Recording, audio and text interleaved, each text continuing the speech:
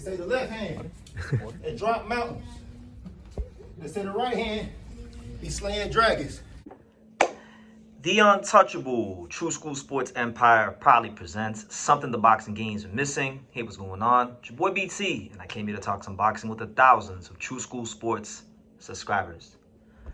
All right, so I'm really excited to talk about this topic. You know, for those that know, for those that don't know, guys, I'm going to be in San Antonio, Texas, and I will be covering Lamont Roach versus Isak Pitbull Cruz. You know, it's been a long time since we've been at a big fight here on True School Sports, so I'm getting back out there. I'm getting back on the road. I'm making it a real point in 2026 to give you guys as much fight coverage as humanly possible. So just stay tuned for that. A lot of big fights I'll be at coming up in the near future. But one of the fights that I'm really intrigued about and I'm happy to be covering is the co-main event to Isak Cruz and Lamont Roach, and that fight is Stephen Fulton versus O'Shaquie Foster.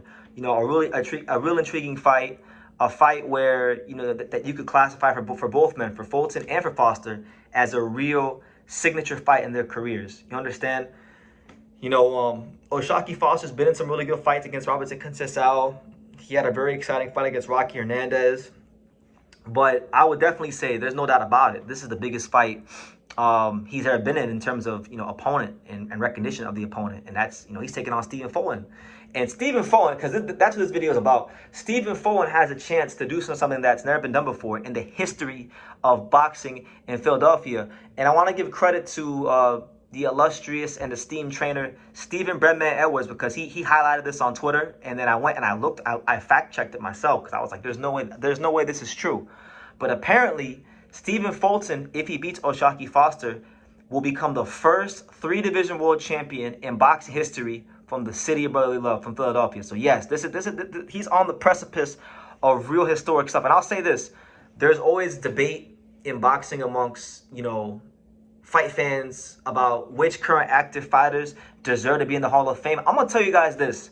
You can love Stephen Fulton, you can hate Stephen Fulton. If he becomes the first boxer from the city of Philadelphia to become a three-division champion, there's no debate. In my opinion, there's no debate. When you talk about the fight game and all the great fighters that have come from Philadelphia, like Bernard Hopkins and Jolton Jeff Chandler and Joe Frazier and, you know, Danny Garcia and just the list goes on and on and on of all the great fighters. You know, even if you want to go to like guys like now like Jaron Ennis or you know, just all kinds of fighters. Matthew Saad Muhammad, the guys like that. That being said, if he becomes the first person from Philadelphia to become a three-division champion, then let there be no debate. He should have a nice place in Canastota, because a lot of these fighters that people put on a pedestal have not fought the level of competition Stephen Fulton has fought. They have not taken the level of risk Stephen Fulton has taken. And even in this fight, like, guys, he's going up to 130. His first fight, like, I know a lot of people like to talk about, you know, who's really trying to chase greatness in the sport. Fulton has chased greatness time and time again, and he's doing it again. Like, he's going to 130. His first fight, he's fighting a fighter in O'Shaquie Foster who, you know, is a proven, legitimate champion, a guy that has beaten very good fighters in his own right. Like, you know, he schooled Ray Vargas. Ray Vargas is a three-division champion in his own right. He tried to become a four-division champion. O'Shaquie Foster beat him easy. Damn near shut him out. You know, fought Rocky Hernandez in Mexico. You know, gave you guys a fight of the year caliber fight with the great come from behind victory knockout. Defended it against Abraham Nova, right? Good solid fighter. Got robbed against Conceição, came back, beat Conceição, you know, in the rematch, and now he's fighting Stephen Fulton. So this is a guy in Foster who had a rough start to his career. You know, he reeled off a bunch of wins, came up the hard way. He's a real legitimate champion who, you know, at he's 5'8", got pretty long arms. I think he's pushing about a 72-inch reach. So he's the bigger fighter than Stephen Fulton. He's the longer fighter than Stephen Fulton. And you would say, if you've been watching his career, you would say that, you know, he right now he's at the peak of his power. He's at his best. And you could even argue, depending on how highly you rate Emmanuel Vaquero Navarrete, you could probably even argue that O'Shaquie Foster might be the best guy at 130. Now, in my opinion, I don't think anybody at 130. I think 130 is very much up in the air. I don't see a consensus number one guy at 130. But some people will say it's Navarrete. Some people will say it's Foster, right? But either way, he's fighting arguably if not the number one best guy in the division, definitely the number two, right? As far as what he's proven and what he brings to the game and just his skill set. So my thing is this, man. If Stephen Fulton goes in there and he beats O'Shaquie Foster, I really don't see how you could talk bad about his resume.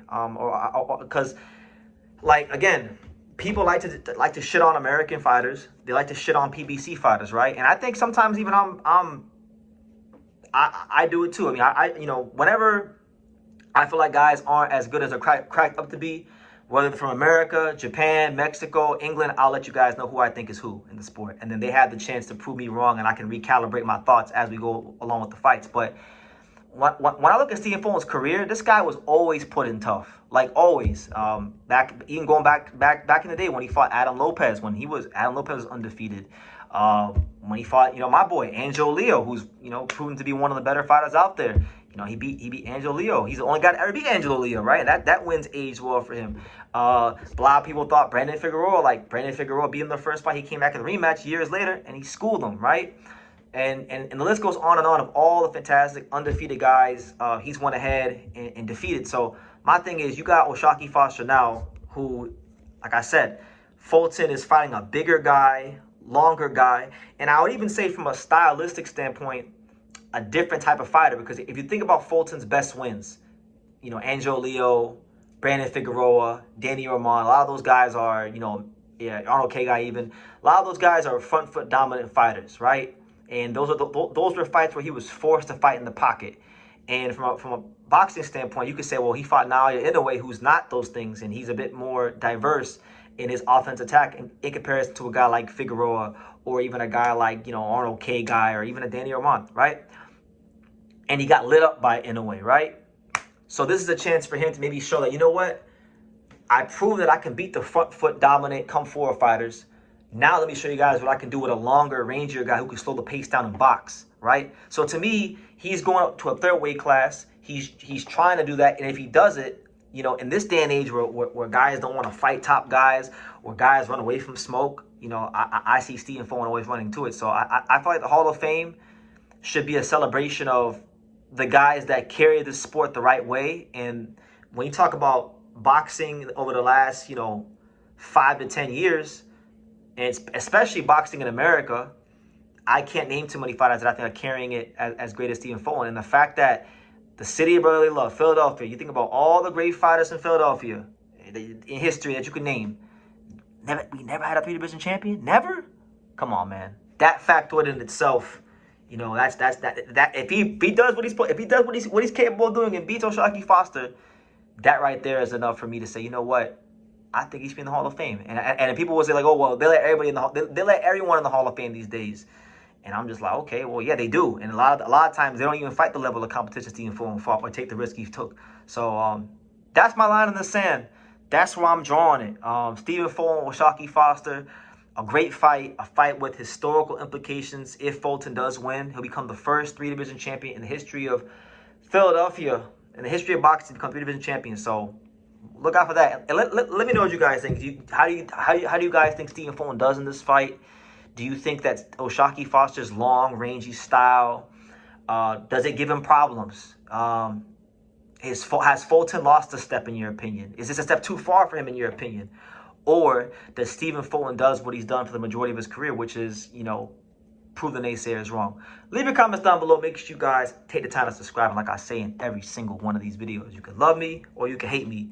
But I'm just a kid from Dania. So until next time, take care, guys. Thank you for watching True School Sports. Thank you for watching another video on the untouchable True School Sports empire, the home of boxing. We're on the road to 100,000 subscribers, guys. So help us keep being great. Help us keep pushing out that real boxing content for the fine folks all around the world. And make sure you jab, you hook, you Mike Tyson, you Mayweather that subscribe button. Pops, show them how do they gotta hit the subscribe button. Pop, pop, pop.